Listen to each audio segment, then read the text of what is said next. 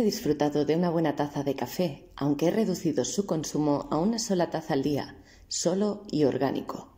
Tras investigar sobre la producción del mismo, lo que más me ha llamado la atención es el proceso utilizado para descafeinar este producto y la cantidad de personas que lo toman. Por ejemplo, en Estados Unidos asciende al 42% de la población. ¿Y vosotros, tomáis café descafeinado? ¿Sabéis cómo se realiza la descafeinización? Todos los cafés contienen cafeína de manera natural. El reto para cualquier empresa descafeinizadora es encontrar el método que extraiga una cantidad elevada de cafeína, afectando lo menos posible al sabor del grano. Ciertas variedades de café contienen más cantidad de cafeína que otras. El café arábica es uno de los granos que menos cafeína contiene y, por tanto, el más utilizado a la hora de someter el cafeto al sistema de descafeinización. Hoy en día se utilizan 3 métodos para realizar este tratamiento. El primero y el más utilizado con diferencia sería descafeinar con cloruro de metileno. El segundo, un tratamiento con dióxido de carbono. Y en tercer lugar tendríamos el tratamiento con agua. La producción con cloruro de metileno como disolvente químico consiste en humedecer los granos de café y luego sumergirlos en este solvente, el cual, gracias a su porosidad, se adhiere a las moléculas de la cafeína. Más tarde se recaptura el disolvente químico con un evaporador y se lavan los granos. Posteriormente se secan los granos y se procede a tostarlos como cualquier otro café verde.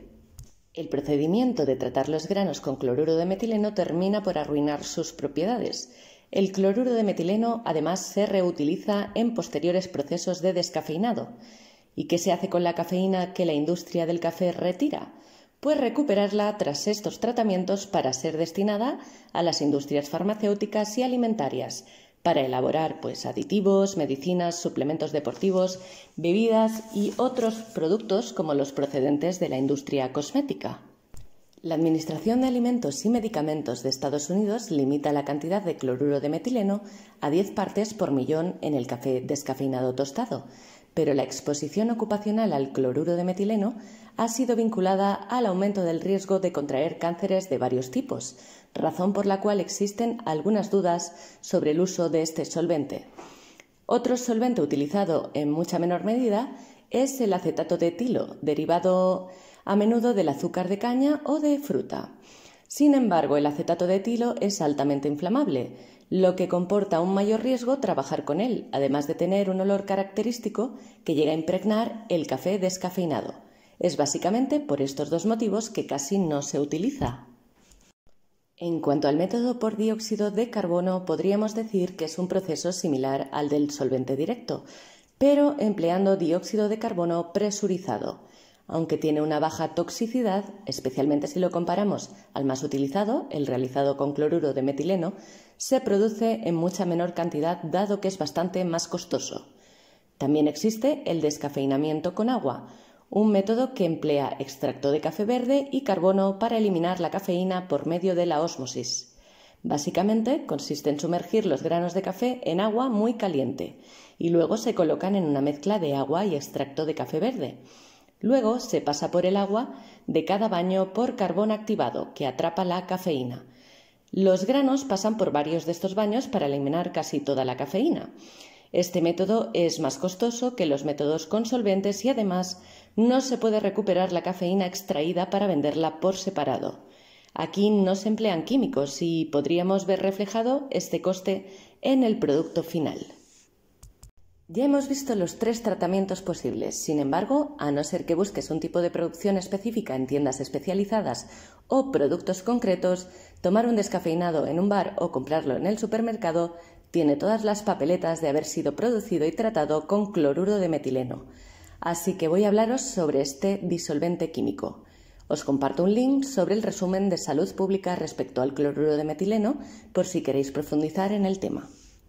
Conocido también como diclorometano, el cloruro de metileno es un líquido incoloro de olor levemente dulce.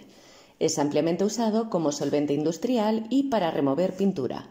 Se puede encontrar en aerosoles y plaguicidas, así como en la manufactura de cinta fotográfica. También en algunas pinturas en aerosol, productos para limpiar automóviles y otros productos de uso doméstico. La exposición frecuente y en cantidades más altas al cloruro de metileno es la que se halla en lugares de trabajo donde se usa esta sustancia. También puede producirse al tener contacto con productos de uso doméstico, tales como removedores de pintura o aerosoles que lo contienen. La exposición a este producto puede ser sumamente peligrosa, especialmente si es usado en un espacio cerrado y sin la ventilación adecuada. Puede afectarnos gravemente tanto al inhalarlo como al entrar en contacto con la piel. Debido a que el cloruro de metileno produce tumores en los animales con los que se ha experimentado, el NIOSH, Instituto Nacional de Salud y Seguridad Ocupacional, actualmente recomienda que la exposición a esta sustancia se reduzca al mínimo posible. Se han establecido límites también en las jornadas laborales en relación a las cantidades que pueden permanecer en el aire, así como una exposición breve, de unos 15 minutos al producto.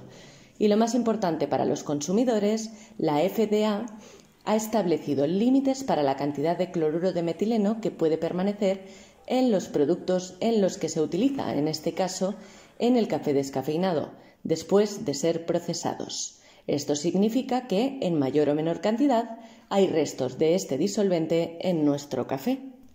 Nunca tomé café descafeinado, pero si me gustara, a partir de ahora, tras tener este conocimiento, directamente no lo haría. Como mucho, optaría por un descafeinado más caro, cuya producción fuera realizada con tratamiento con agua o dióxido de carbono. O mejor aún, si tengo en cuenta que descafeinar los granos de café ya está dañando su estructura, con cualquiera de los 3 métodos mencionados, optaría por tomar un café arábica orgánico, que contiene menos cafeína, o si no puedo tomar cafeína por alguna razón, me haría una infusión. Si me invitáis a un café, descafeinado no. Gracias.